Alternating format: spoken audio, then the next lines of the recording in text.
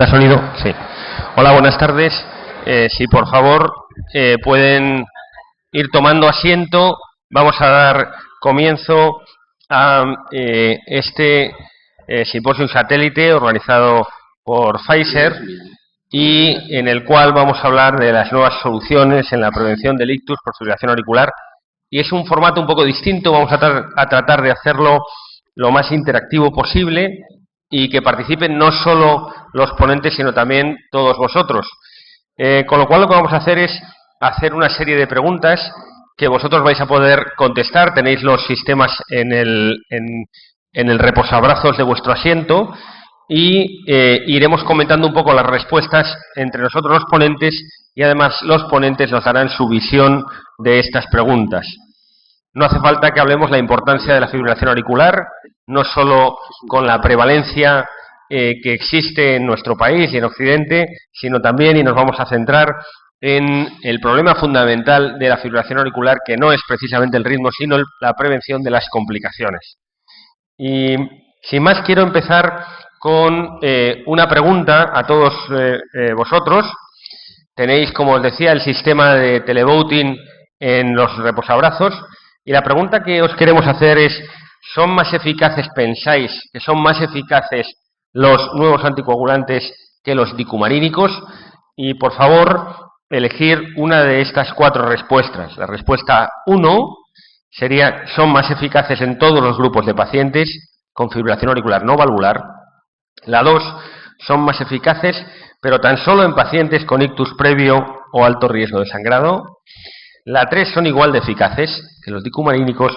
Y la 4, son más eficaces, pero en pacientes con insuficiencia renal. Por favor, si podéis utilizar vuestro televoting, y mientras votáis, pues voy a aprovechar para presentaros que no hace falta, a los que van a estar conmigo en la mesa, al doctor López de Sá, al doctor Juanatey y al doctor Páramo, que son los que van a también a comentar con sus diapositivas de apoyo cada una de estas preguntas. Bueno, pues como veis aquí, parece que hay dos respuestas. José Ramón, te daré la palabra ahora, pero hay dos respuestas mayoritarias. En primer lugar, son más eficaces en todos los grupos y, en segundo lugar, igual de eficaces que dicumarínicos, y realmente pues ahí están bastante apretados. José Ramón, te cedo la palabra. Muy bien, gracias, Pepe. Vamos entonces a abordar este tema. Como el doctor Zamorano decía, la fibrilación auricular dejaría de ser el problema sociosanitario que es si no hubiese su vinculación con el embolismo y con el ictus. Si no hubiese el ictus de por medio, la fibrilación auricular sería un problema casi meramente cardiológico. Es, por tanto, la prevención del ictus el que lo hace que afecte a todo el colectivo sanitario. Los dicumarínicos, no hay ninguna duda. Pocas cosas en medicina cardiovascular y en medicina son tan eficaces como los dicumarínicos. Aunque los estudios incluyen a no muchos pacientes, la reducción del riesgo de tener un ictus está entre el 60 y el 70%. Es muy eficaz, dicumarínicos, para prevenir el ictus en pacientes con fibrilación auricular no valvular. Y yo creo que es mejor un abordaje en beneficio clínico neto, porque el beneficio clínico neto va más allá de la prevención del embolismo. Es, por un lado, la prevención del embolismo y, por el otro lado, evitar complicaciones, el sangrado. Y el sangrado a veces es más problemático que el propio embolismo. De ahí que la gradación del riesgo embólico se relaciona con el beneficio clínico neto y probablemente, aunque esto no está tan hecho, la gradación del riesgo hemorrágico se relaciona con el beneficio clínico neto, y veis cómo por encima de 2 no hay ninguna duda de que los dicumarínicos son claramente mejor que no hacer nada. Los nuevos prometen, o han prometido, más eficacia, o al menos no inferioridad, más seguridad. El problema de las hemorrágicas en diferentes escenarios, este escenario de la fibrilación auricular no valvular, más fácil y coste asumible, y un coste que sea abordable desde un sistema público de salud como el nuestro, que es sin duda el mayor logro social que hay en este país. En España pero desde la perspectiva de garantizar excelencia asistencial, y yo creo que ese es un reto y en este momento es incluso un mayor reto, ya que los ciudadanos puedan tener excelencia asistencial con independencia de su nivel socioeconómico y su procedencia. En este sentido, hay 3 grandes ensayos clínicos y uno muy próximo, por tanto el escenario se va a enriquecer y dabigatran, rivaroxaban y apixaban se han comparado directamente con varfarina. Y se han comparado en pacientes con fibrilación auricular no valvular. La población del RELAI y del Aristóteles es muy similar, en lo que a riesgo embólico y hemorrágico se refiere. La población del ROCKET tiene un mayor riesgo embólico y también un mayor riesgo hemorrágico. Cuando comparamos ensayos clínicos, aunque el comparador sea el mismo, en este caso varfarina, hay que tener pues cuidado. Es difícil comparar los resultados de distintos ensayos clínicos que incluyen a veces poblaciones distintas, con riesgos distintos, que incluyen diferente grado de cumplimentación terapéutica, en este caso calidad de la anticoagulación en la rama de varfarina, y el diseño, diferencias también en el diseño. Por tanto, aunque el comparador sea el mismo varfarina, hay que tener precaución a la hora de extrapolar los resultados de un ensayo con un nuevo anticoagulante a los del otro. En este sentido, yo me gustaría llamar la atención en la calidad de la anticoagulación en la rama varfarina, que es el comparador. En RELAI y Aristóteles es muy parecido, 64% en rango terapéutico y el 64% de las veces en rango terapéutico, y sabéis que las recomendaciones actuales son un 60, un 70, depende de las recomendaciones, y en el ROCKET era un 55%, algo menor de calidad de la anticoagulación, en este caso en la rama varfarina del ROCKET. Y estos son los resultados globales en el objetivo primario. Todos ellos eran análisis de no inferioridad. Es el primer objetivo. En el objetivo primario el análisis era no inferior a varfarina. Todos cumplen el objetivo de no inferior a varfarina y 2, claramente, un análisis secundario de superioridad, especialmente la rama de 150 de dabigatran y apixaban 5 miligramos en Aristóteles. Aunque globalmente los 3 cumplen el objetivo primario de no inferioridad a varfarina. Los 3 son no inferiores a varfarina y veis que la rama de 150 de dabigatran es muy parecido el beneficio, este es el riesgo, frente a varfarina. Fijaros, el riesgo de varfarina en RELAI y Aristóteles, poblaciones similares, tienen un riesgo similar de embolia, de ictus o embolia sistémica, y en ROCKET, como la población era de más riesgo, la rama comparadora de varfarina tiene un riesgo mayor. En eso se comportan como era de esperar, pero y en el beneficio veis que es bastante superponible. Beneficio en términos de no inferioridad. Podríamos decir que los 3 son no inferiores a varfarina, objetivo primario, y al menos 2 en un objetivo ya más secundario podrían justificar la superioridad. En este caso, estos son los datos de apixaban en el objetivo primario frente a varfarina, una reducción del riesgo relativo que cumple los criterios de no inferioridad y en un análisis secundario cumple también de forma significativa el análisis de superioridad. Podríamos decir que es no inferior a varfarina y superior a varfarina, especialmente ¿dónde? En el ictus, que es lo primero y el objetivo primario de reducción de riesgo, más de un 20% de reducción de riesgo, y en la mortalidad total, en este caso, en donde alcanza significación estadística, quizás serían los 2 elementos centrales de este anticoagulante. Por tanto, superiores a varfarina, los 3 no inferiores a varfarina y muy probablemente los 3, aunque con seguridad 2, en el análisis secundario, superiores a varfarina en el objetivo primario, que es prevenir las embolias en la población global, con tiempo en rango terapéutico para dabigatran y apixaban de la rama varfarina sobre un 65% y un 55% en rango terapéutico en la rama de varfarina del estudio ROCKET de rivaroxaban. Muy bien, José Ramón, muchas gracias.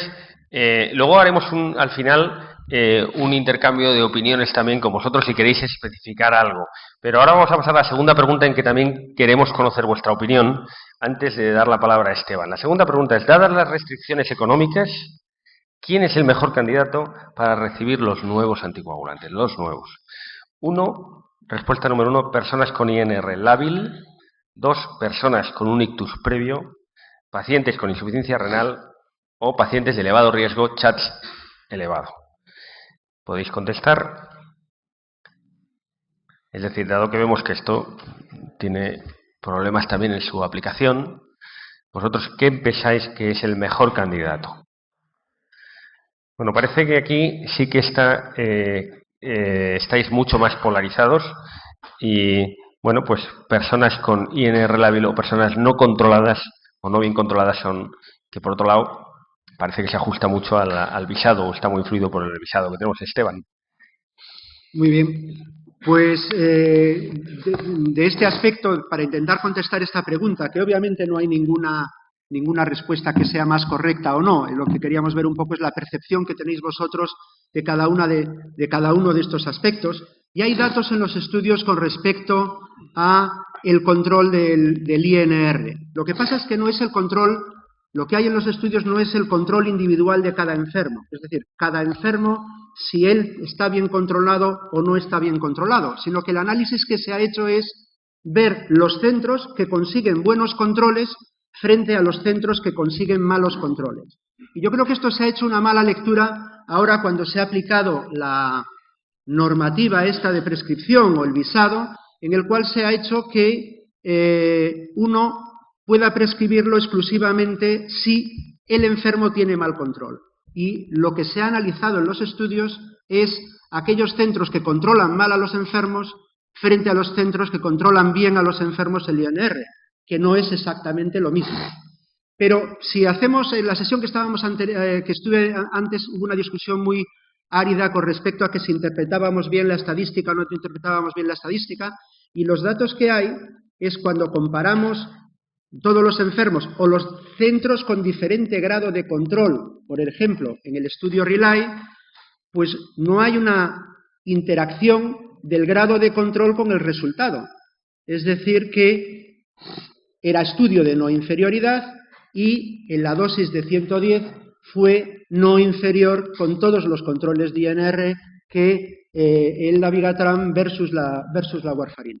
Con respecto a la dosis de 150, tampoco se cumplió el criterio estadístico de interacción de dosis de un centro con control bueno o con control malo, es decir, no había interacción de este factor con respecto a los resultados del estudio, aunque obviamente a nadie se le escapa que parece que la P es un poquito más pequeña, que los centros donde tienen un control mucho más alto, pues aunque es no inferior también, pues parece que hay menos diferencias que las que hay con respecto a los centros que tienen mal control. Estos mismos datos también se han obtenido en el estudio, en el Aristóteles, del estudio con apixaban, en el cual tampoco el grado de control del centro del nivel de INR muestra interacción estadística con respecto al beneficio o la no inferioridad del fármaco en comparación con warfarina con apixaban. De hecho, veis que el riesgo relativo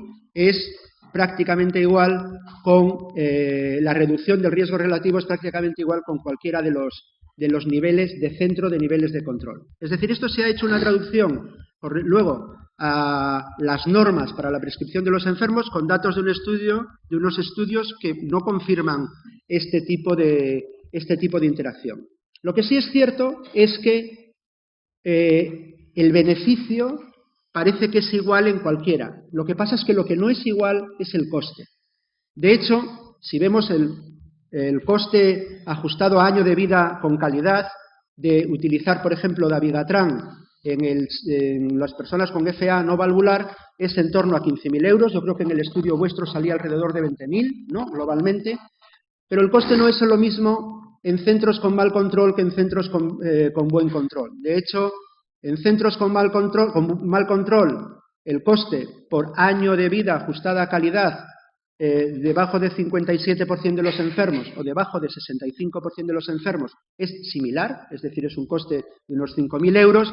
Sin embargo, el coste por año de vida ajustado a calidad se incrementa mucho, aunque se cumple el criterio de no inferioridad, dependiendo del grado de control que tiene cada uno de los centros. Es decir, centros donde tiene muy buen control supone un año de vida ganada ajustado a calidad un coste de 300.000 euros. Y probablemente se ha tergiversado. Yo creo que el mensaje que se tiene que dar es un mensaje económico. No puedes pagar este coste por un año de vida, pero no tienes que decir que sea peligroso, que sea malo el utilizar este tipo de fármacos en personas que tienen, aunque tenían un buen control con el INR. Yo creo que cada uno pues, puede ser no financiable, pero la información que tienes que suministrar al enfermo es la correcta. En cuanto a la presencia de ictus previo o no, esto se ha analizado en los 3 estudios importantes, RELY, ROCKET y el Aristotle con apixaban. Y tampoco hay una interacción estadística, es decir, tanto los enfermos que han tenido ictus como los enfermos que no han tenido ictus previo, el grado de efecto es exactamente igual, no hay una interacción. De hecho, es prácticamente una P de prácticamente 1 en el caso del RELY para la dosis de 110, un poquito más baja para la dosis de 150. Tampoco hay interacción en el ROCKET, es decir, es efectivo o es los mismos resultados como ha explicado el doctor Juanatey, en los enfermos con ictus previo y sin ictus previo. Y lo mismo en el estudio Aristotle con apixaban, tienen la misma efectividad o el mismo beneficio, entre comillas. Otro aspecto es el que se nos ha vendido también con respecto a la función renal. Uno de los criterios más importantes, ya hablará el hematólogo posteriormente, de datos de seguridad, por cómo se eliminan o cómo se metabolizan estos fármacos, pero a uno nos ha dado la sensación de que se nos ha transmitido que estos fármacos son muy, muy peligrosos en enfermos con insuficiencia renal. Y sin embargo, los datos que tenemos no son así. Aquí veis los datos del estudio de RELY, en el cual no hay interacción estadística y de haber algo, parece que hay una tendencia a tener mayor beneficio, en el caso de la dosis de 150, en enfermos con la creatinina inferior, un aclaramiento de creatinina inferior a 50. Parecido ha pasado en el estudio, en el ROCKET AF con rivaroxaban, en que la población con aclaramientos de creatinina baja o aclaramientos de creatinina más normal, pues hubo un efecto similar en cuanto al beneficio o en cuanto a la no inferioridad con respecto a estos fármacos.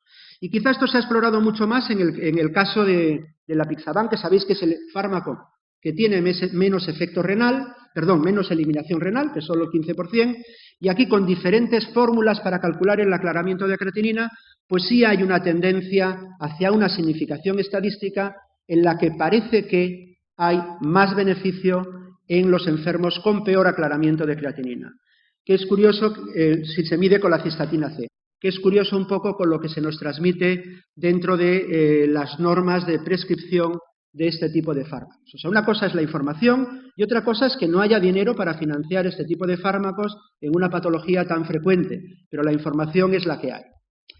También en el caso del riesgo, veis que, como ha comentado el doctor Juanatey, si tú restringes el riesgo a enfermos con CHA2-VASc alto, pues obviamente cada vez hay menos enfermos y son enfermos que tienen un riesgo muy alto, y el reducir el riesgo el 50% es muchas vidas salvadas por pocos enfermos tratados, pero la reducción del riesgo es similar en todos los grupos de CHADS, en un estudio medido con el CHADS score o incluso con el HAS-BLED.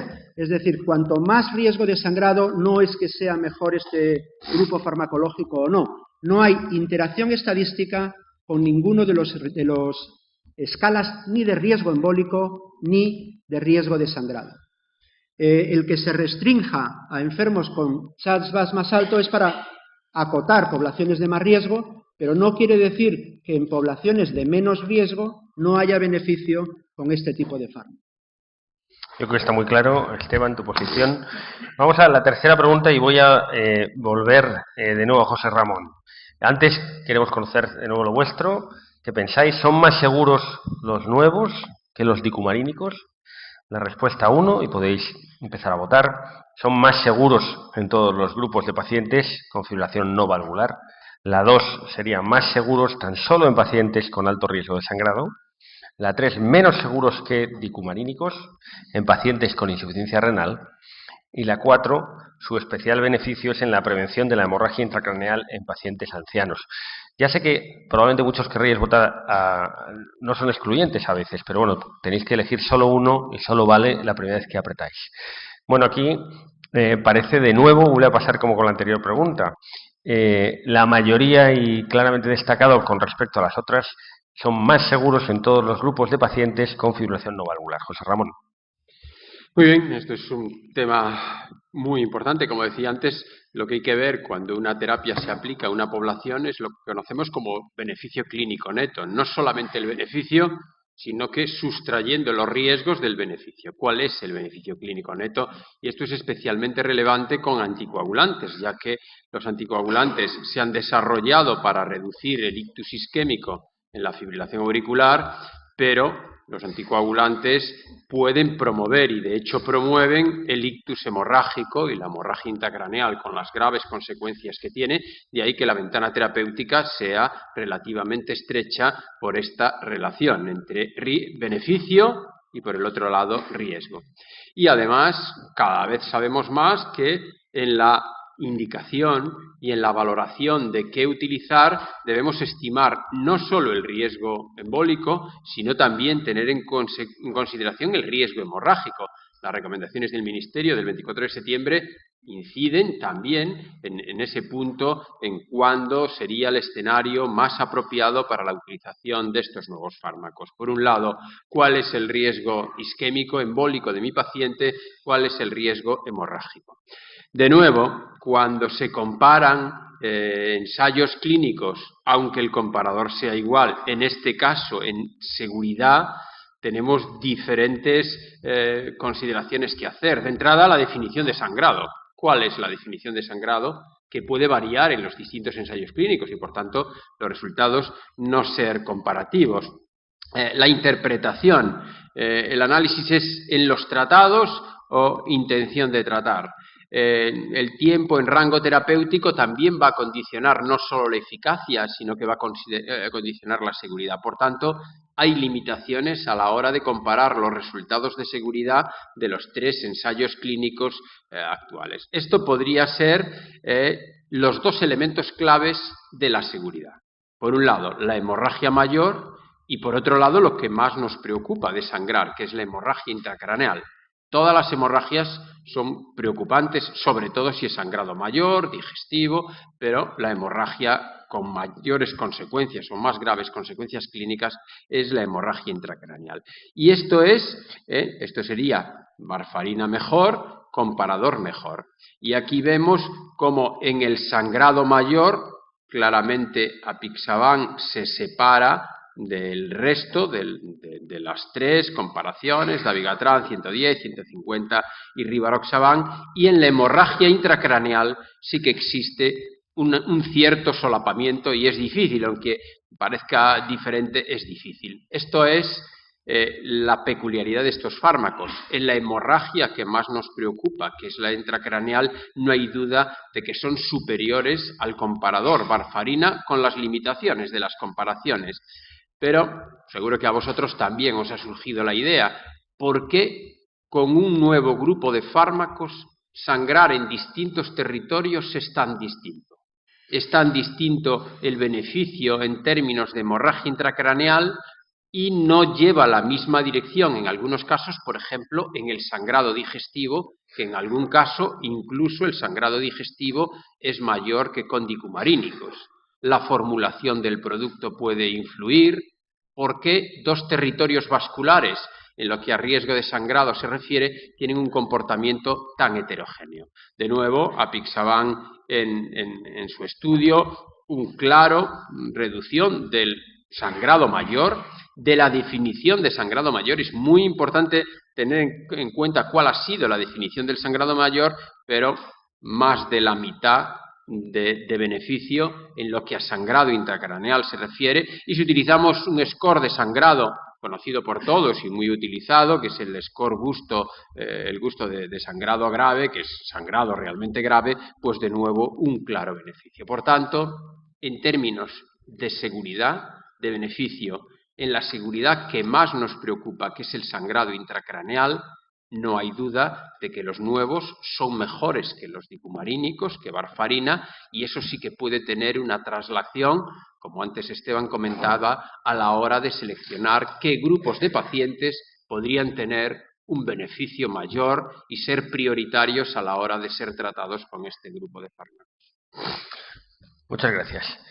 Vamos a ver esta pregunta. ¿En qué pacientes os parece que son menos seguros? Son menos seguros los nuevos anticoagulantes. Podéis votar ya. La primera respuesta, ancianos. Y esta pregunta te la voy a hacer a ti, Esteban, inicialmente, a ver qué te parece. Mujeres, la 2. La 3, Haslet elevados, riesgo elevado. O en casi todos, porque no puedo monitorizarlos ni tengo antídotos para tratarlos. Bueno, aquí, pues realmente hay dos respuestas que quedan mucho más lejos que las demás. La más votada es aquellos de riesgo más elevado, Haslet, o sea, parece que la escala de riesgo también cuenta, y los ancianos. Esteban. Pues vamos a analizar los datos que hay en los estudios, ¿no? Con respecto al Relay, hay un análisis, con dabigatran hay un análisis dependiendo de grupo de edad. Y hay una interacción estadística, es decir, que hay menos sangrado, sobre todo en el grupo de 110 miligramos al día, cada 12 horas, hay menos riesgo de sangrado en los enfermos jóvenes y también, obviamente, se magnifica con la dosis de 150. Hay una interacción estadística de la edad con el sangrado. Hay más sangrado en los, igual que el de warfarina. Aquí, en la dosis de 150, parece que tendiendo hacia el otro lado, hacia el lado de warfarina mejor, en el caso de lo que es la interacción de la edad con el sangrado del enfermo. Con respecto al Aristóteles, a Pixaban, también hay no hay una interacción estadística de la edad, lo que hay es una interacción estadística del sexo. Es decir, por primera vez parece que este fármaco es especialmente seguro o con una tendencia estadística a ser más seguro en mujeres, y lo mismo ha pasado en el estudio Rocket con la seguridad en las mujeres. Y con respecto a la edad, en el estudio Aristóteles con apixaban no hubo una interacción estadística con respecto al mayor sangrado en enfermos por los diferentes grupos de edad.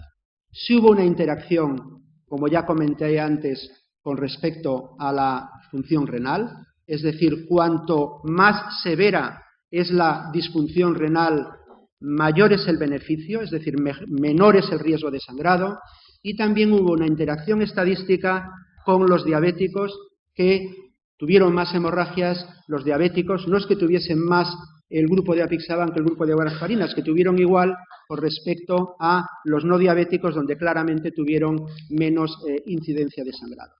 Este dato de las mujeres, como os comenté, también aparece en el estudio Rocket con rivaroxaban en cuanto a una interacción estadística de menor sangrado específicamente con respecto a la warfarina en los nuevos anticoagulantes.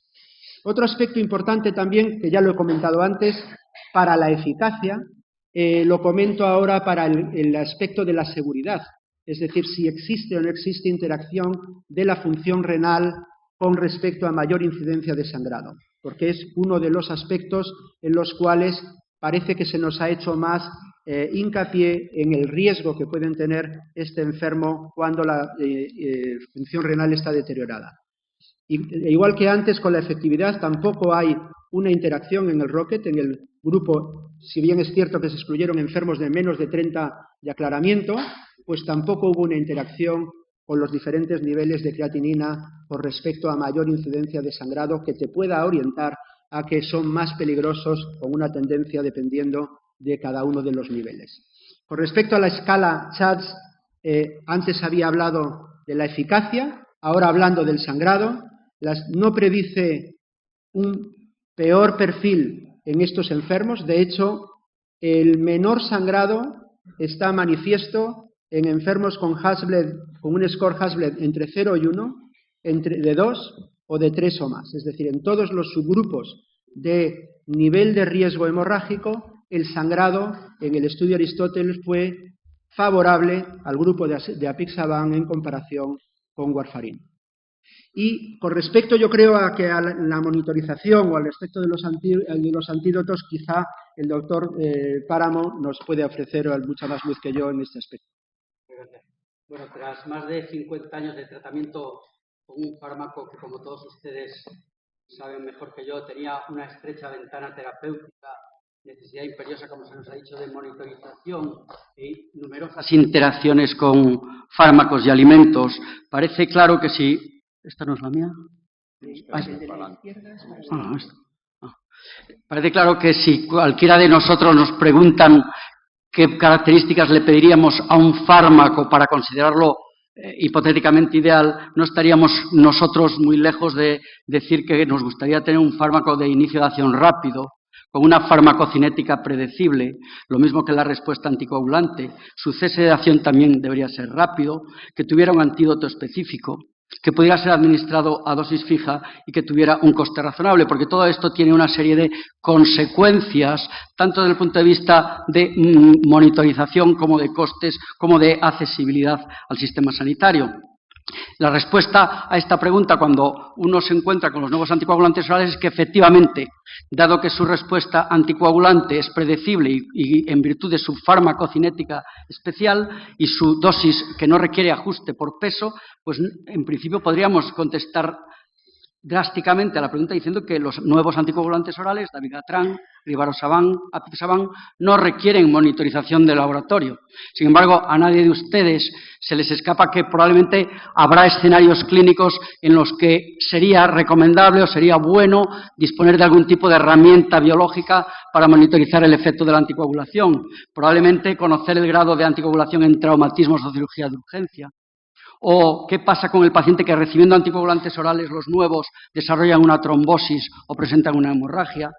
¿Qué pasa con las situaciones de infra o sobretratamiento, cambios en la función renal, el anciano con sus comorbilidades y polifarmacia?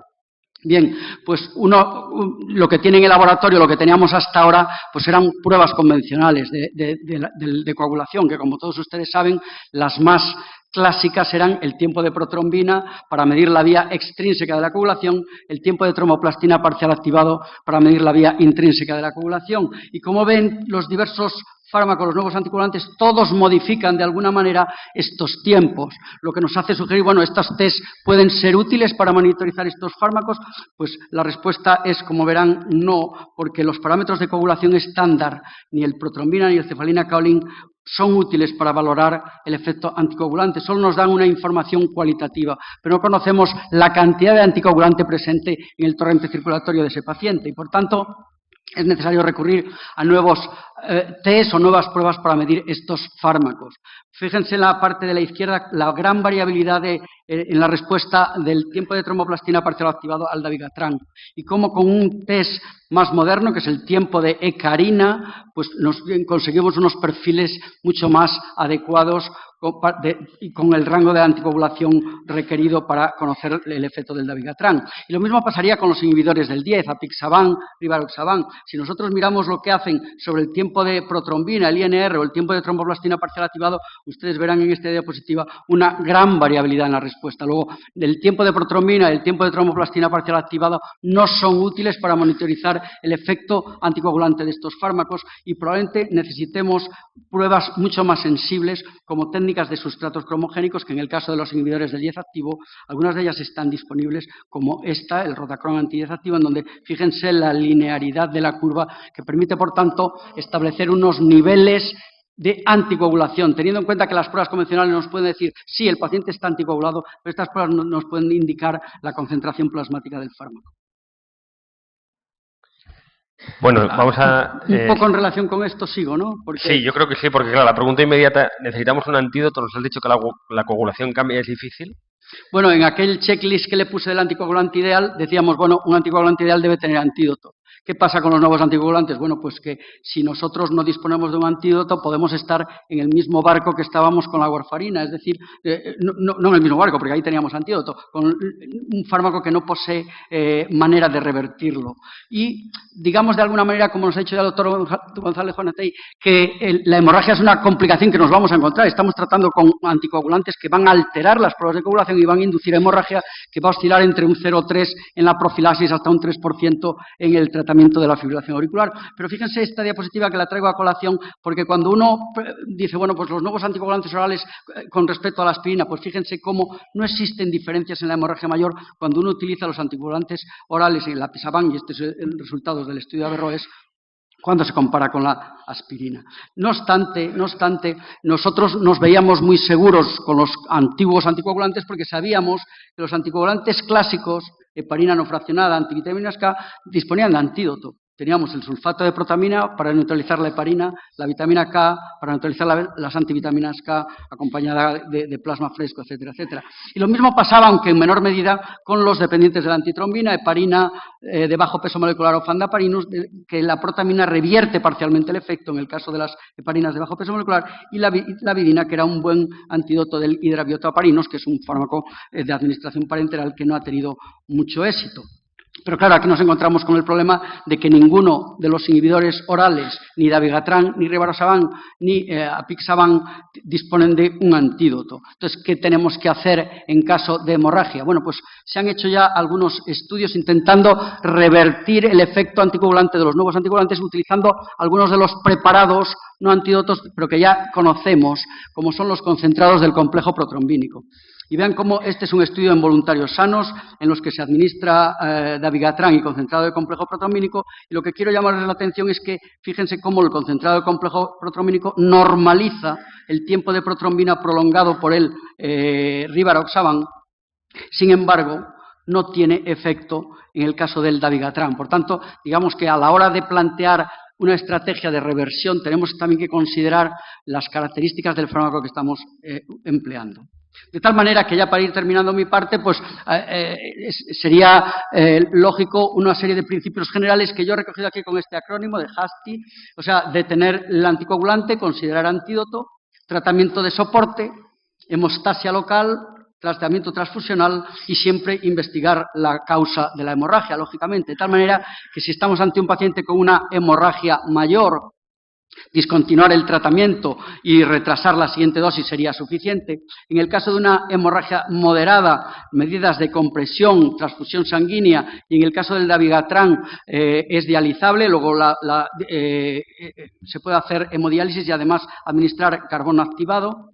Y en el caso de hemorragias muy severas, considerar los concentrados del complejo protrombínico o los concentrados de factor 7 recombinante y las medidas de hemodiálisis y carbón activado en el caso del dabigatran. Pero fíjense que en el tiempo que decidimos hacer los del 1 al 6, pensar que en ese tiempo la mayoría de los fármacos ya han sido eliminados, y esta es una de las ventajas de la vida corta de estos fármacos. Por tanto, digamos, yo le quería quitar un poco de hierro al tema de la hemorragia en el sentido de que si la hemorragia no es muy importante, detener el anticoagulante, su vida media corta permitirá restablecer rápidamente la hemostasia. Muy bien, muchas gracias. Vamos a la pregunta número 5. ¿Son coste efectivos? Vamos a hablar un poco del dinero. Realmente la pregunta 1, la respuesta 1 es no, y podéis empezar a votar también ahora. Los antivitamina K son más coste efectivos que los nuevos anticoagulantes en cualquier rango de INR. En parte, los nuevos solo son coste efectivos en pacientes ancianos con múltiples comorbilidades y polimedicados. La número 3 es, los nuevos solo son coste efectivos en pacientes con mal control del INR. O la 4, sí son coste efectivos, los nuevos no solo se asocian con una reducción de costes médicos, sino que además son más coste efectivos que los anticomarínicos e incluso que la aspirina.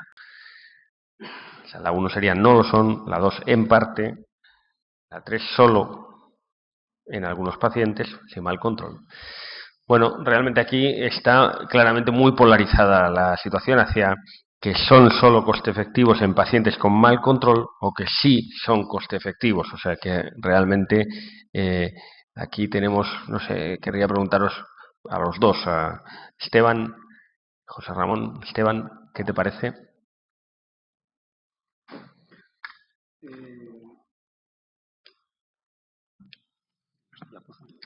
Las diapos son tuyas. O doctor Páramos, ¿eh? Sí, sí.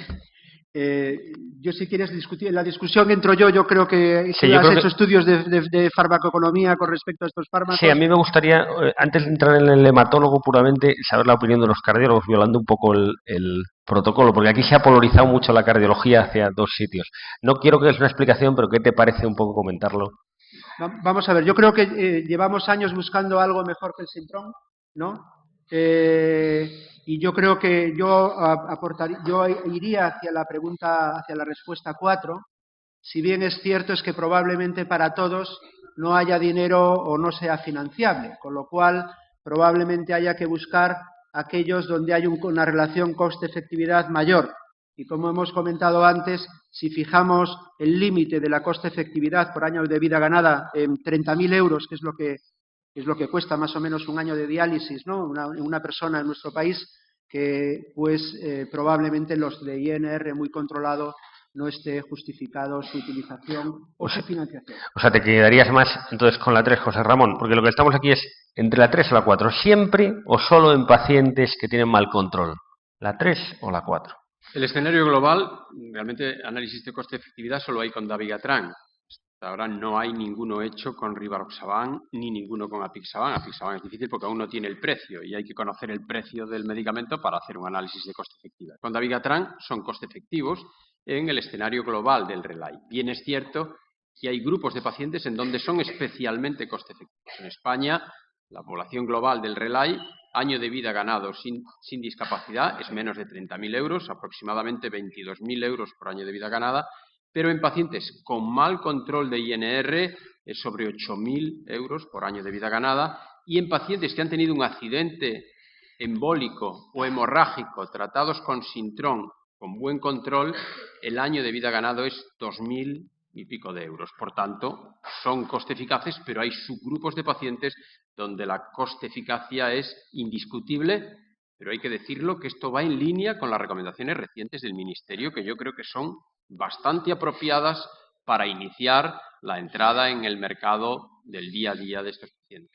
Doctor Páramo, ¿qué nos dicen los estudios? Bueno, voy a ser muy breve aquí porque, claro, hablar de coste-efectividad se ha comentado prácticamente todo lo que había que decir, pero yo lo de coste-efectividad lo veo claro en relación a un claro beneficio clínico. Es decir, habrá coste-efectividad si yo realmente demuestro un beneficio clínico, y parece que es el caso, como se nos acaba de comentar. Y cuando, aunque no hay ensayos comparativos directos, y puede que no los haya nunca, entre los tres fármacos, y tenemos que recurrir a estudios indirectos, fíjense que cuando se ponen en el mismo saco, digamos, de alguna manera, apixaban, dabigatran o rivaroxaban versus warfarina en la fibrilación auricular, tenemos una reducción importantísima de los objetivos de stroke y embolismo sistémico, pero también de stroke inespecificado, hemorrágico, todas las causas de mortalidad. Es decir, beneficio clínico parece que está fuera de toda duda. Y el económico, hombre, del económico tenemos muchos menos estudios, como se nos acaban de decir, pero sí que ya empieza a haber datos, como por ejemplo este del dabigatran, en el que se compara con warfarina en el stroke, y se ve como en pacientes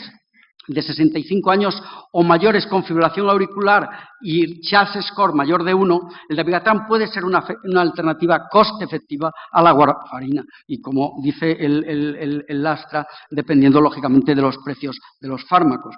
Y algo parecido, no les quiero aburrir mucho, en Europa. Eso era un escenario americano, nos pasamos a Europa, y el dabigatran ven que también es una alternativa coste efectiva en Suecia. Y ya el doctor González Juanatey puede comentar mejor que yo esta diapositiva, es decir, donde ya yendo a escenarios que son simulaciones con modelos complicados, modelo de Markov, simulaciones de Monte Carlo, análisis estadísticos un poco sofisticados, pero bueno, se llega a la conclusión de que hay una coste-efectividad de dabigatran para la prevención de ictus y embolismo sistémico también en España, en nuestro país. Con respecto a rivaroxaban, lo que yo he encontrado en la literatura es que también utilizando modelos similares sugieren que rivaroxaban también puede ser una alternativa coste efectiva a la warfarina en el stroke. Y si nos vamos a la apixaban, pues estos son los resultados del estudio Averroes, en donde no fue más efectivo, digamos, que la aspirina a corto plazo, pero sí que se volvió dominante en cuanto a cuando se consideró el coste a largo plazo. Y lo mismo en este estudio con apixaban, en el que fue presentado en la Sociedad Europea de Cardiología, en donde si se nos hablaba antes de los 30.000 euros, fíjense que tanto en comparación con warfarina como con aspirina, el apixaban es coste efectivo en relación a años de vida ganados. Bien, y esta ya es una de las últimas diapositivas para decirles, bueno, pues otra vez, sin que puedan ser comparables los estudios, pero hay ya algunos estudios económicos en donde cuando se comparan los 3 fármacos con su comparador, fíjense que para los 3 fármacos, y en este caso sale un poco más beneficiado la apixaban, pues se consigue una reducción significativa cuando se compara con la warfarina. Por tanto, mi resumen de la coste-efectividad podría ser este. El dabigatran es coste efectivo en la mayoría de la fibrilación auricular, excepto en aquellos con INR bien controlado. Apixaban alternativa coste efectiva a warfarina y a la aspirina en fibrilación auricular. El rivaroxaban puede ser coste efectivo en relación a dosis ajustadas de warfarina y, por tanto, el beneficio clínico neto de los 3 anticoagulantes es independiente del riesgo hemorrágico. Muy bien, muchas gracias. Pues vamos a pasar a la pregunta número 6, que voy a decirle a José Ramón que nos la comente. La pregunta para vosotros es, ¿existen realmente diferencias de eficacia entre los diferentes, habéis visto que hemos sacado aquí, todos los nuevos anticoagulantes? Y las respuestas, por favor, podéis empezar a votar. 1, hay efecto de clase. 2, todos previenen por igual la hemorragia intracraneal. 3, apixaban presenta el mejor perfil de eficacia. Y 4, dabigatran y rivaroxaban presentan un similar perfil de eficacia. Y esta te voy a pedir, por favor, José Ramón, que seas tú el que nos la comentes a la luz de los resultados que yo creo que son muy parecidos las 3 menos votadas, pero la que es más votada es apixaban presenta el mejor perfil de eficacia. José Ramón, ¿no quieres comentar algo? Bueno, de nuevo, es muy difícil comparar ensayos clínicos que incluyen poblaciones no iguales, aunque el comparador en este caso siempre es el mismo, es warfarina, pero con diferentes grados de control de la rama de warfarina, con diferentes definiciones, como veíamos antes, de algunos de los objetivos. Por tanto, como decía el doctor Zamorano, en ausencia de estudios directos que no hay ni va a haber, y en presencia en este momento de 2, en unos meses de 3 y en aproximadamente un año de 4 en práctica clínica, cada uno de nosotros, cuando tengamos que utilizar un nuevo anticoagulante, va a tener que seleccionar uno de los 2 hoy, uno de los 3 mañana o uno de los 4 pasado mañana. ¿Hay algún tipo de argumento científico que justifique la selección? Bueno, volver otra vez a... quizás aquí habría que decir que la población de Rely es muy parecida a la población de Aristóteles y la población de Rocket es de más riesgo que la población de Rely y Aristóteles. Entonces, habría una consideración previa. ¿Qué es más fácil obtener beneficio? ¿Cuando el riesgo de una población es mayor o cuando el riesgo de una población es menor? Hay diferentes aproximaciones en la literatura cardiológica. Por ejemplo, os acordaréis de los fibrinolíticos, que se decía que en los ancianos no deberían usarse por el riesgo hemorrágico. Después resultaba que en los ancianos, que como tenían tanto riesgo de complicaciones, eran especialmente beneficiosos. Pero hay otras consideraciones, por ejemplo, con fármacos antiarrítmicos, que pasa justamente lo contrario. Aquí es más fácil observar beneficio cuando el riesgo embólico hemorrágico es más bajo, o es más fácil observarlo cuando el riesgo embólico hemorrágico es más alto. Es algo que queda en abierto. Lo que sí es que veis que la rama warfarina tiene un riesgo similar en Rely y Aristóteles y mayor en Rocket, como era de esperar, población de diferente riesgo. Pero el beneficio global es aproximadamente el mismo. Fijaros, la rama de 150 es una reducción del 35, La rama de Rivaroxaban 20 es una reducción de 20%, de 21%, y la rama de Apixaban 20 en el objetivo o de Apixaban 5 es también sobre un 21%. Es difícil, uno podría decir, bueno, el análisis con algunos de ellos, el análisis de intención de tratar y el análisis de superioridad, pero ojo, desde un punto de vista estadístico y hablando con el diseño del estudio en la mano, los test cumplen el objetivo primario para el que fueron diseñados, no inferiores a varfarina. ¿Alguna peculiaridad que nos permita seleccionar uno u otro en práctica clínica? Ictus hemorrágico, que sin duda, y yo creo que convendréis conmigo, que es la mayor preocupación cuando tratamos a este tipo de pacientes.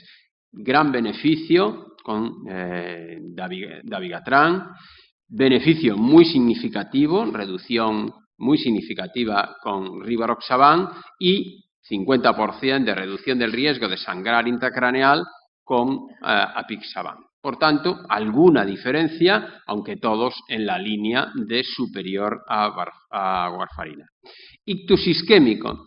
De nuevo, hay un comportamiento diferente entre la dosis de 110 y 150. 150 es claramente superior a varfarina y aquí, bueno, hay una tendencia, pero no alcanza significación estadística, y aquí, de nuevo, también en el ictus isquémico hay una tendencia que no alcanza significación estadística en el ictus isquémico, no en la totalidad del ictus, que era lo que antes comentábamos. Por tanto, esto podría ser una consideración. Y en la mortalidad total, aunque hay una orientación hacia un 10% de reducción de la mortalidad total en todos, porque es 0,91, 0,88, 0,92, 0,89, desde un punto de vista estadístico, solo Apixaban alcanza significación estadística, aunque la tendencia a mortalidad total es muy consistente y homogénea. Y esto sí que es un dato importante, porque cuando todo va en la misma dirección y con una magnitud similar, pues da fortaleza a aspectos de lo que aquí tenemos que un poco debatir. Hay efecto de clase, hay diferencias,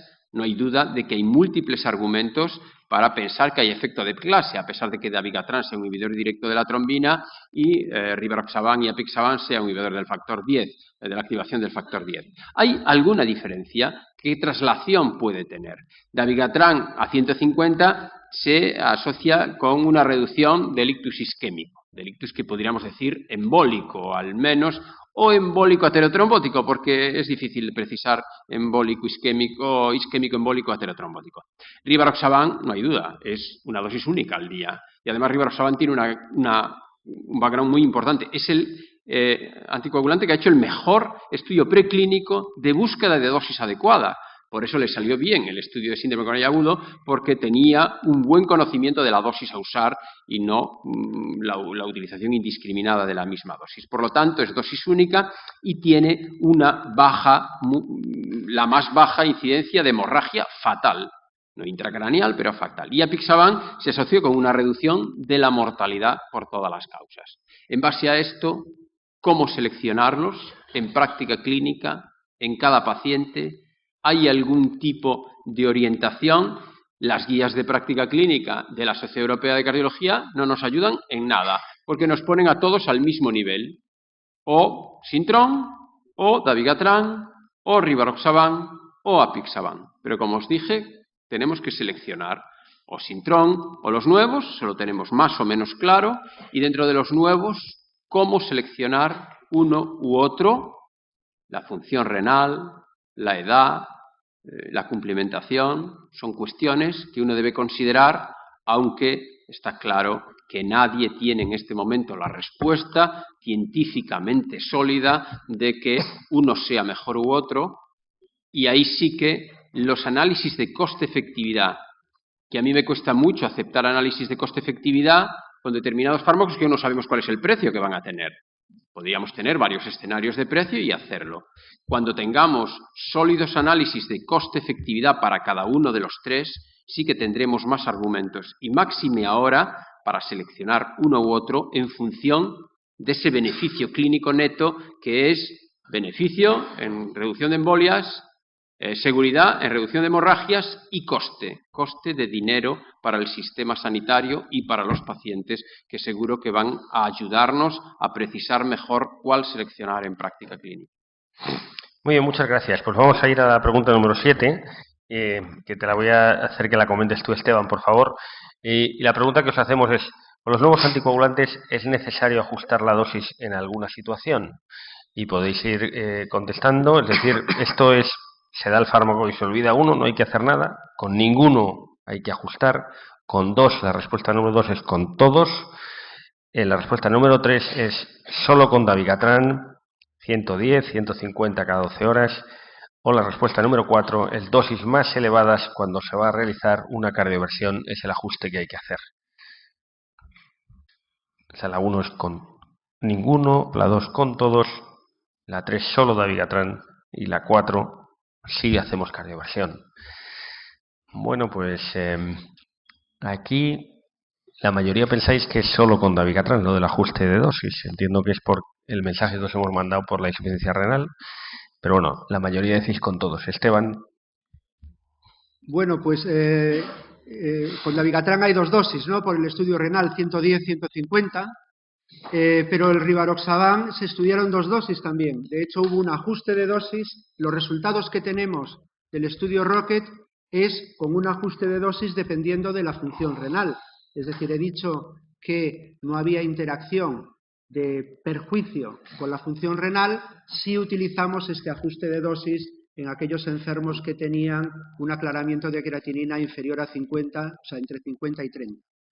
En el caso del estudio Aristóteles con apixaban, también hubo un ajuste de dosis. Todos estos datos que se han ido diciendo de beneficio o de hemorragia, etcétera, es haciendo el ajuste de dosis que se hizo en el estudio Aristóteles.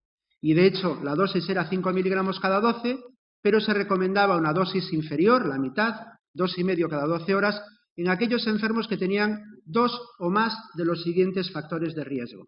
Si os acordáis, había comentado que fue el único estudio que en la edad no pareció que tuviese un perjuicio, una interacción. Uno de los factores de riesgo era la edad por encima de 80 años, otro de los factores de riesgo era el peso corporal. Si os fijáis, era en el que en las mujeres salían más beneficiadas. Eso quizá es uno de los perjuicios que hay en muchos de los estudios donde el índice de masa corporal en las mujeres es generalmente, o la media es menor que los hombres. Y también hubo un cierto ajuste en aquellos enfermos que tenían una creatinina ligeramente elevada. Con lo cual, ajuste de dosis todo. Quizá el que queda menos saber cuál es la dosis mejor es en el RELY, ya que no hubo ajuste de dosis dependiendo del riesgo. Se estudiaron dos dosis exactamente igual a los mismos enfermos con las mismas características. Y sabemos que la dosis baja es no inferior y la dosis alta tiene mayor beneficio, ¿no? Con lo cual, veis, aquí son los datos del estudio RELY con respecto a la efectividad o la interacción que hay de la edad, de la función renal con una dosis y con la otra. Hay interacción, pero se estudiaron las mismas dosis en las mismas poblaciones de los dos enfermos. Y con respecto a las dosis en el estudio Aristóteles con apixaban, pues veis que las dos dosis que se utilizaron, si se utilizaron en las condiciones que había que utilizarlas, no hubo una interacción estadística e incluso parece que podía haber una tendencia a que el ajuste de dosis es mejor que, aunque no hubo una interacción con respecto a este aspecto con dosis altas o dosis bajas. Otro aspecto que a la gente le interesa y que quizá es de especial interés y no viene en las recomendaciones estas del Ministerio de Sanidad es qué hacer con el enfermo que vas a hacer una cardioversión eléctrica. Muchas veces cuando hacemos con anticoagulante oral, el enfermo viene a hacerse la cardioversión después de un mes de estar con Sintrom, le haces el control del INR y te das cuenta que el INR es normal, no está en rango terapéutico o no ha estado en rango terapéutico a lo largo del mes que viene el enfermo a hacerse la cardioversión. Quizá en este tipo de fármacos es aquellos en los que es una situación, en la de la cardioversión eléctrica, en el que sabes que el enfermo está protegido y hay evidencia en los ensayos clínicos. De hecho, en el estudio de RELY se sometieron a cardioversión eléctrica 1.800 enfermos, y veis que en el medio está la warfarina y parece que tiene menos complicación en la cardioversión los enfermos que están tratados con dosis altas de dabigatran frente a los enfermos que están tratados con dosis bajas. Es decir, por ejemplo, si elegimos dabigatran para hacer cardioversión a un enfermo, pues deberíamos utilizar en principio un mes de tratamiento con dosis alta. Hay datos también de lo mismo de la cardioversión con apixaban, se presentaron en el Congreso Europeo este año y es igual de seguro. También hubo 600 enfermos en los que fueron tratados con cardioversión durante la fase de estudio ciego con apixaban o con placebo y fue exactamente igual de seguro que los enfermos a los que se realizó cardioversión sabiendo que estaban controlados con el nivel óptimo de INR en el mes previo.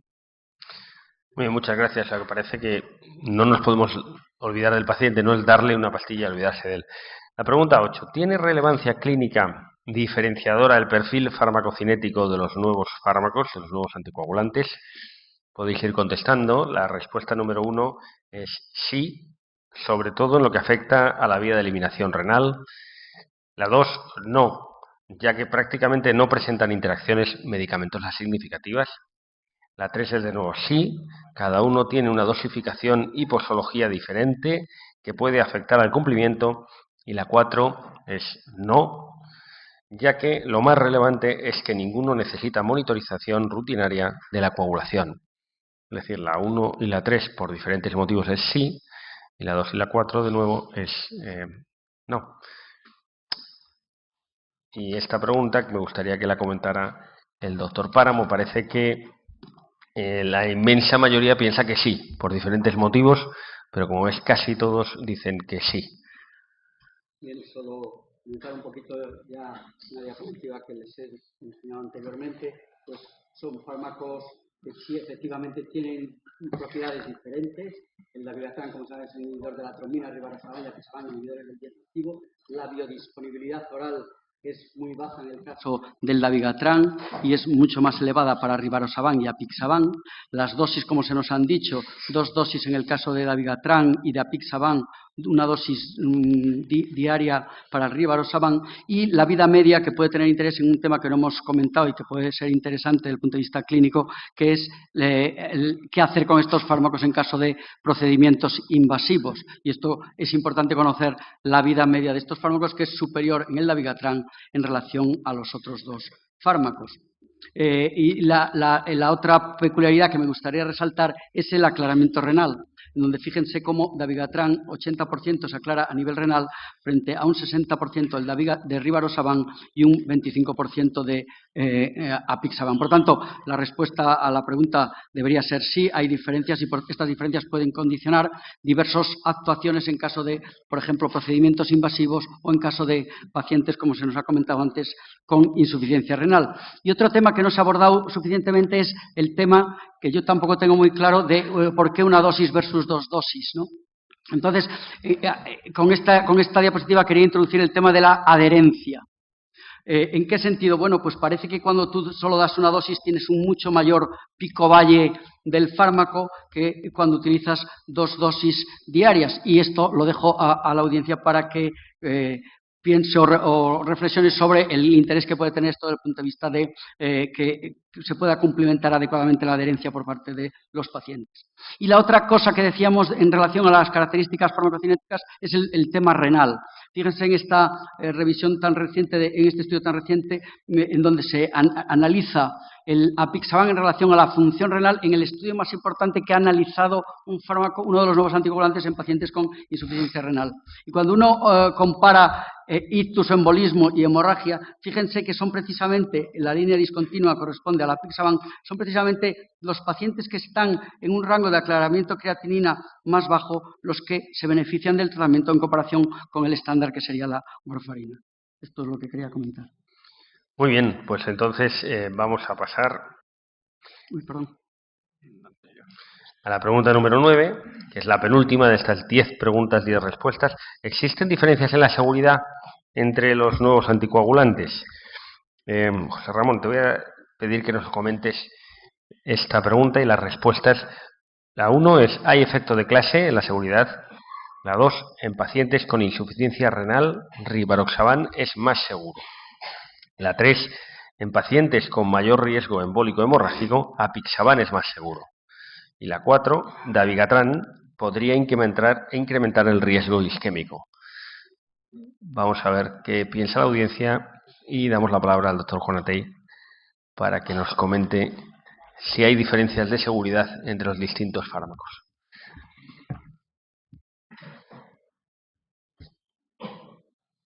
Bueno, aquí la inmensa mayoría piensa que en pacientes con mayor riesgo embólico hemorrágico apixaban el más seguro, pero seguido también de cerca de en pacientes con insuficiencia renal rivaroxaban el más seguro. José Ramón. Bueno, de nuevo, al igual que en la eficacia, en la seguridad, pues es difícil comparar ensayos clínicos a pesar de que el comparador sea el mismo, porque, como se ha visto aquí, no es que el diseño sea absolutamente lineal de una dosis, no.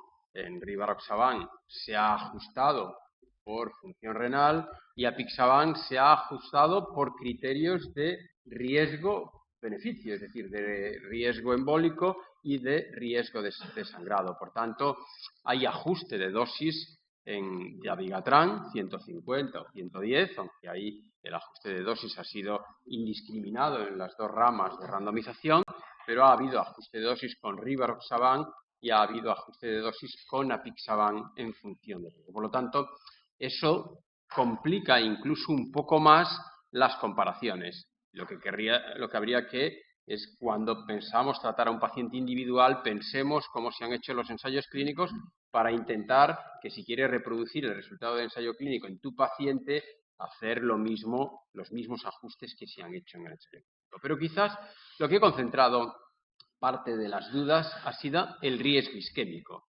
Y más aún después de que un anticoagulante, rivaroxaban, ha hecho un ensayo clínico en síndrome coronario agudo en donde ha demostrado beneficio el estudio Atlas.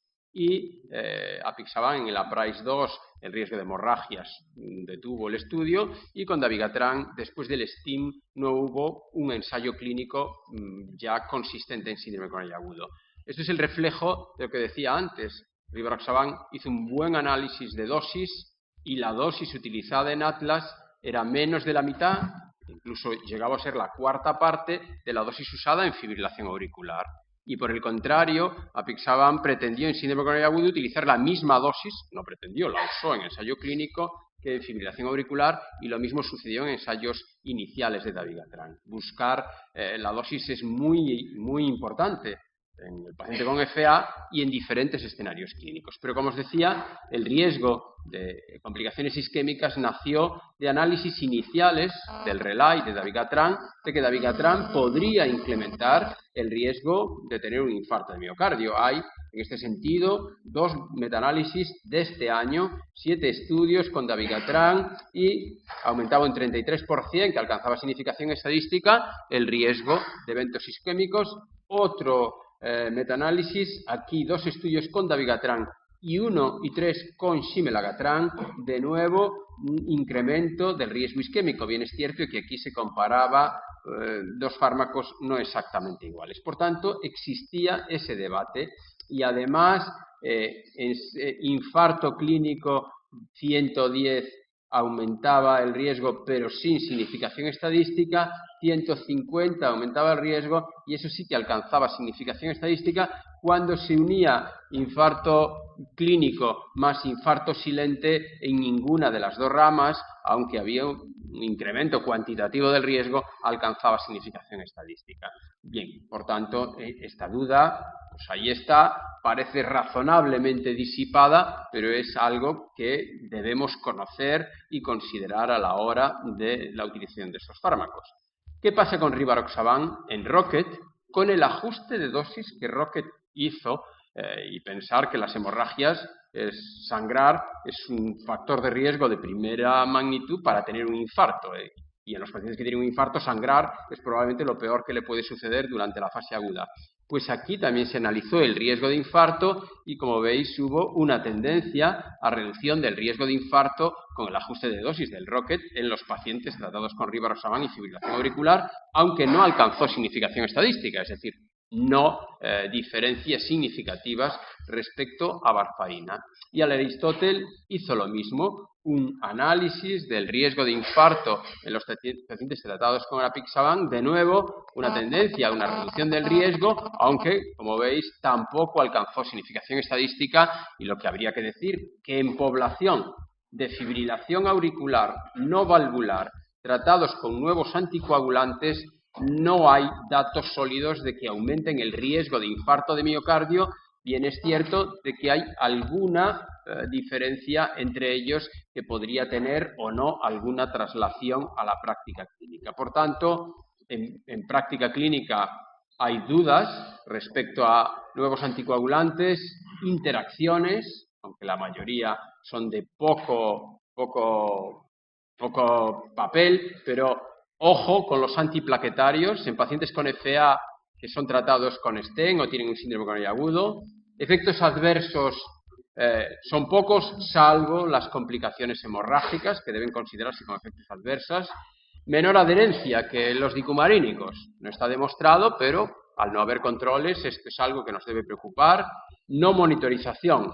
Evidentemente, no monitorización es una cualidad de este grupo de fármacos, y yo coincido también en que la monitorización, el antídoto que tenemos con vitamina K para varfarina, tarda un tiempo en hacer efecto, que podría ser el tiempo en que desaparece el efecto de los nuevos y no antagonistas, porque, como veis, es raramente necesario. Por tanto, sí que hay dudas en práctica clínica respecto a diferencias que, de nuevo, pueden condicionar en algunos subgrupos de pacientes la selección de un u otro anticoagulante oral.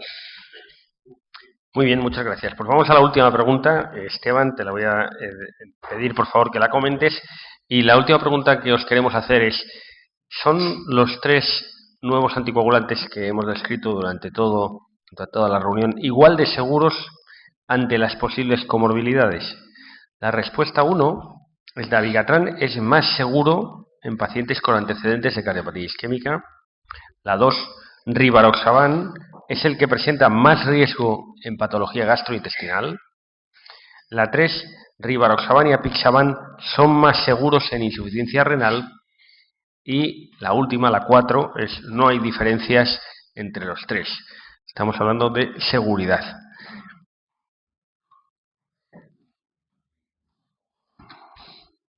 La 1 es dabigatran más seguro, la 2 rivaroxaban más riesgo en paciente de patología gastrointestinal, y la más votada con diferencia es la 3, que es rivaroxaban y apixaban son más seguros en los pacientes con insuficiencia renal.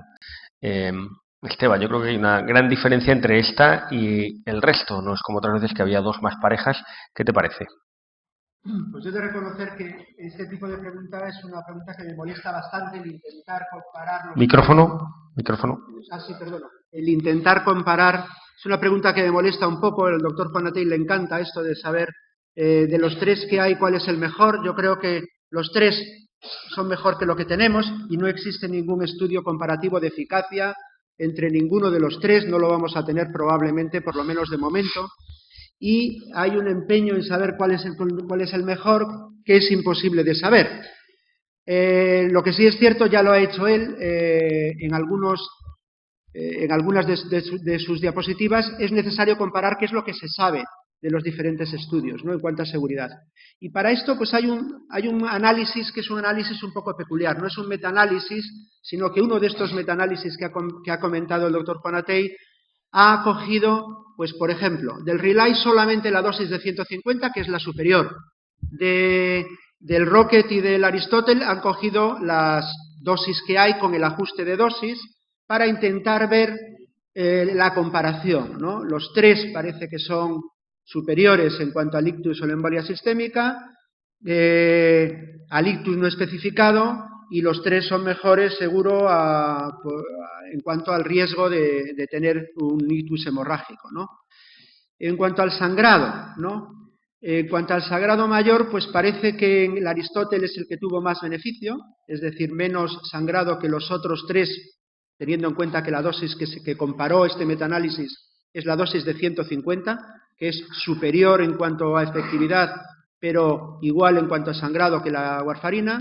Entre la hemorragia intracraneal los 3, como ya se ha comentado, y sí hay una interacción estadística en cuanto al sangrado gastrointestinal, que es superior en el Relay y en el Rocket, y es igual, pero con tendencia a menor en el grupo del Aristóteles con apixaban. Es decir, hay en este metaanálisis una interacción estadística en cuanto al sangrado gastrointestinal.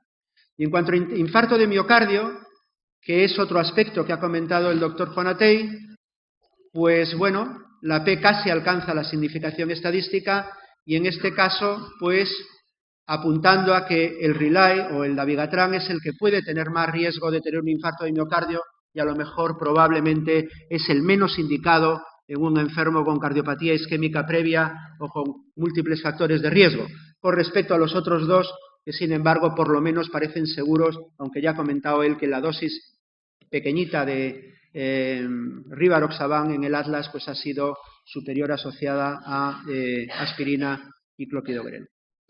Yo creo que comparando, o resumiendo si quieres un poco lo que hay, es muy simplista. Ya he dicho al principio que este tipo de comparación me molesta mucho porque es derivada de lo que te parece o al interpretar el estudio. Parece que en cuanto a trombosis, con apixaban tienes menos trombosis y menos sangrado.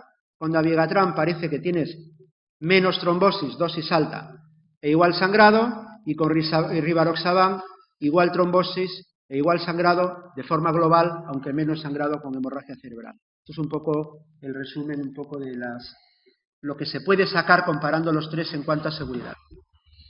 Muy bien, muchas gracias. No sé si tenemos unos minutos para debate o aquilatar algunas preguntas. Si tenéis alguna pregunta vosotros es el momento de hacerla. Yo sí tengo algunas preguntas de índole práctica, cualquiera de los tres me vale. ¿Cómo hacemos el cambio de un paciente que toma warfarina a un paciente que le damos un nuevo anticoagulante? ¿Hay que hacer alguna precaución? En el caso del dabigatran, esperar que el INR sea menor o igual a 2. En el caso de los inhibidores del 10, esperar que el INR sea menor o igual a 3.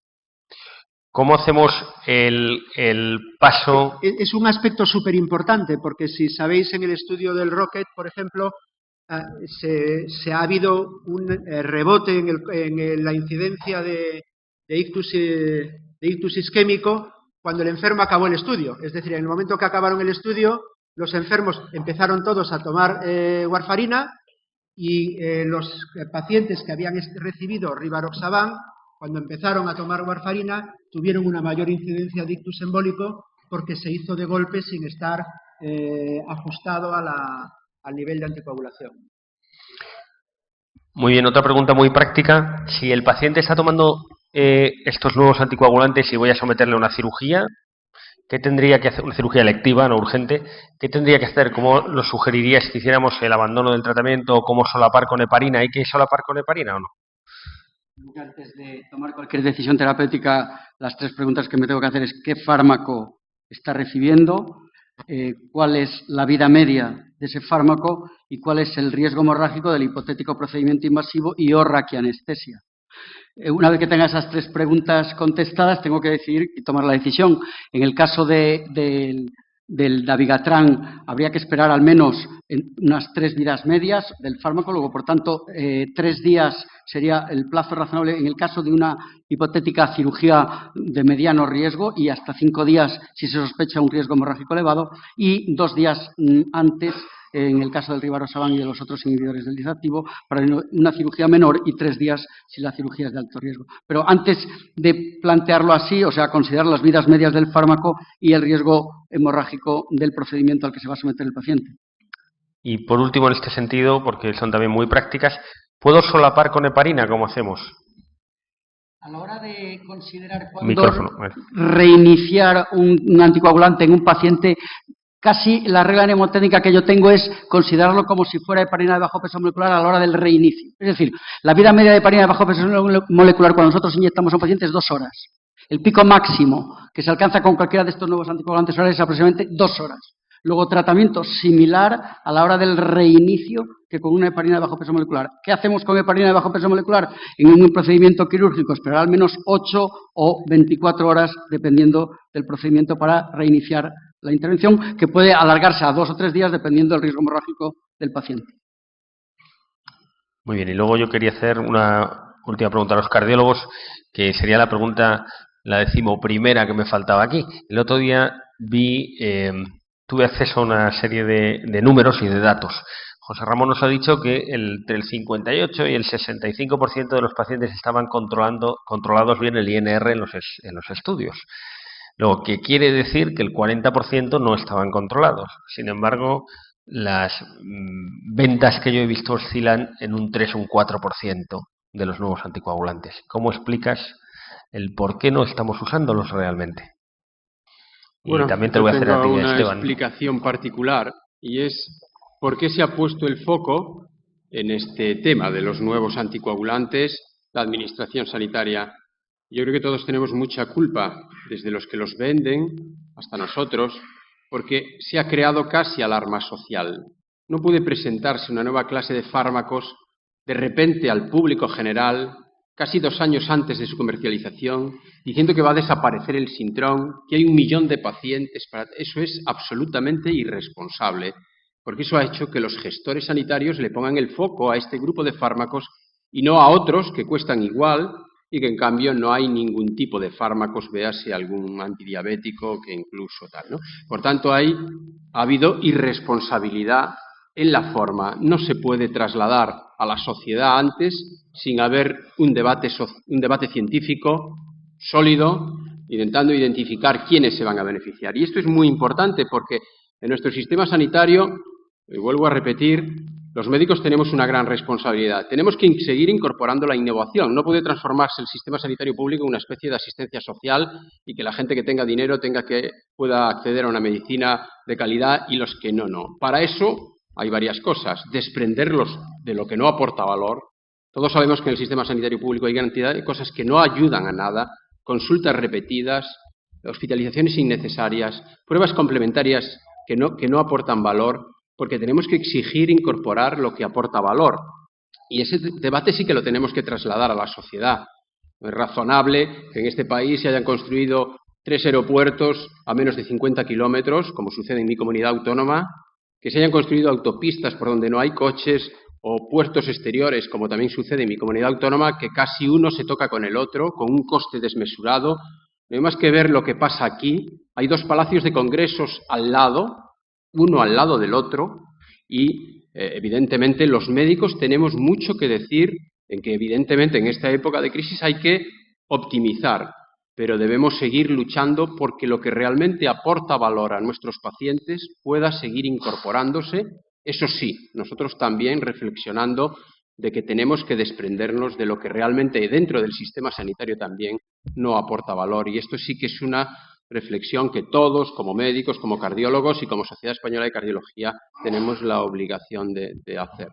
Sí, estoy absolutamente de acuerdo con José Ramón y yo creo que se prescribe poco, básicamente por la percepción que uno tiene de que al enfermo se lo devuelven cuando va a la inspección, ¿no? Y es por el tema económico, ¿no? Esto es una diapositiva un poco demagógica, obviamente, que he traído, pero se ha focalizado, es un poco para lo que ha dicho él, se ha focalizado el tema económico en esto, pero quizá la pregunta que tenemos que hacer es que ¿en qué gasta la sociedad el dinero para salvar una vida, ¿no? Si uno se imagina el sistema de eyección de un B-52 para salvar un piloto, es pues cuesta 22 millones de dólares y el coste que significa pues otro tipo de estrategias para salvar una vida, pues probablemente estemos hablando de otra cosa, ¿no? Pero sí es cierto que la Administración se ha focalizado en esto y no se prescribe porque no nos gusta quedar mal. Es decir, cuando tú prescribes uno y el inspector te lo devuelve porque parece que tenía un control del INR y tenía el otro, pues a la gente se cansa y además con alarma diciendo que es un peligro porque tenía el tiempo, el INR lo tenía bien la mayoría de las veces y a lo mejor hubo un INR que lo que tuvo fue un INR de 10. Solo tuvo una vez mal el INR, pero lo tuvo de 10 y se utiliza la cifra del 60% de las veces, que no es lo mismo tener una vez 10 de INR que tener 4 veces de 10 el INR de 3.1 o el INR de 1.9, que es un poco lo que te exigen para que se pueda prescribir, ¿no? Es un poco comodidad o nada más. Muy bien, pues yo creo que con esto acabamos en tiempo. Muchas gracias por vuestra asistencia. Muchas gracias a los ponentes, a Pfizer y seguir disfrutando del Congreso. Gracias.